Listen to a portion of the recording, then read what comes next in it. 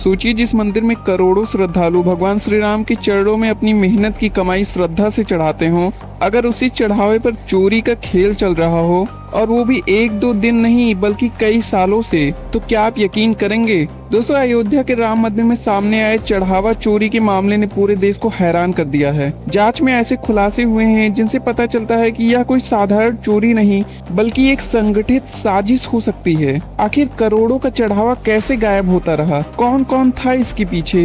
आइए समझते हैं पूरी कहानी शुरुआत से आज की इस वीडियो में। नई कड़ी के साथ सामने आ रहा है राम मंदिर के चढ़ावे में चोरी का बड़ा सच। अब सवाल सिर्फ चोरी का नहीं है बल्कि उस पूरे नेटवर्क का है जो आस्था की आड़ में खेल खेलता रहा। आखिर किसने बनाई ये साजिश और कैसे राम मंदिर के चढ़ावे में चोरी की पूरी प्लानिंग की गई, इस रिपोर्ट में देखिए और समझिए। दोस्तों, ये कहानी शुरू होती है 6 जून 2025 को, जब पहली बार राम मंदिर में चढ़ावे की रकम में गड़बड़ी का मामला सामने आया। शुरुआत में ट्रस्ट ने खुद जांच शुरू की और कुछ संदिग्ध कर्मचारियों से पूछताछ की, लेकिन जैसे जैसे जांच आगे बढ़ी, मामला साधारण चोरी से कहीं ज्यादा बड़ा दिखाई देने लगा। 13 जून को उत्तर प्रदेश सरकार ने जाँच के लिए एक विशेष दल यानी SIT का गठन किया। लगभग 10 दिन तक सबूत जुटाने और CCTV फुटेज खंगालने के बाद 23 जून को SIT ने अपनी रिपोर्ट सरकार को सौंप दी। रिपोर्ट में साफ तौर पर FIR दर्ज करने की सिफारिश की गई थी, लेकिन 2 दिन तक FIR दर्ज नहीं हुई, जिसके बाद सरकार और ट्रस्ट दोनों पर सवाल उठने लगे। आखिरकार 25 जून को राम जन्मभूमि थाने में FIR दर्ज हुई। FIR में 8 मुख्य आरोपियों के साथ कई अज्ञात लोगों को भी नामजद किया गया। इन आरोपियों में सबसे चर्चित नाम रामशंकर यादव उर्फ टिंटू का था, जो कि श्री राम जन्मभूमि तीर्थ क्षेत्र ट्रस्ट के महासचिव चंपत राय का ड्राइवर रह चुका था। इसके अलावा अनुकल्प मिश्रा और लौकुश मिश्रा भी आरोपी बनाए गए। ये दोनों साले और बहनोई थे और मंदिर में चढ़ावे की रकम और कीमती सामान की गिनती करने वाली टीम का हिस्सा थे।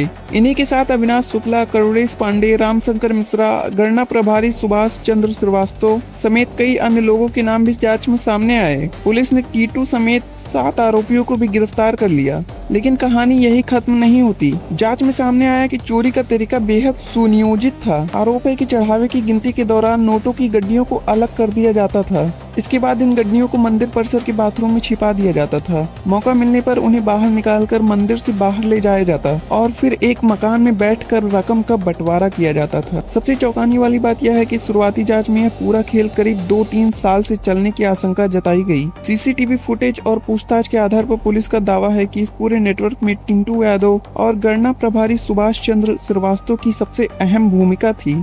बताया जा रहा है कि सुभाष श्रीवास्तव, जो गिनती की पूरी व्यवस्था की निगरानी करता था, उसी ने इस नेटवर्क में कई अन्य लोगों को जोड़ा था। वहीं टिंटू पर आरोप है कि वह चोरी की रकम को बाहर पहुंचाने और पूरे नेटवर्क को संचालित करने में अहम कड़ी था। जांच एजेंसियों का यह भी दावा है कि आरोपियों ने चोरी के पैसों से आलीशान मकान और फार्म हाउस तक बना लिए। पुलिस और SIT की छापेमारी में कई आरोपियों के ठिकानों से लाखों रुपए नकद भी बरामद किए गए। हालांकि इन आरोपों की अभी भी जांच जारी है। यही नहीं, जांच के दौरान ऐसे संकेत भी मिले कि इस पूरे खेल में कुछ सरकारी कर्मचारियों की भी भूमिका हो सकती है। इसी वजह से FIR में कई अज्ञात लोगों को भी आरोपी बनाया गया है और पुलिस का कहना है कि जांच आगे बढ़ने के साथ कई और नाम भी सामने आ सकते हैं। अब क्योंकि पुलिस इस पूरे मामले को संगठित अपराध मानकर जांच कर रही है, इसलिए केस की विवेचना पूरी होने के बाद आरोपियों पर गैंगस्टर एक्ट लगाने की भी तैयारी की जा रही है।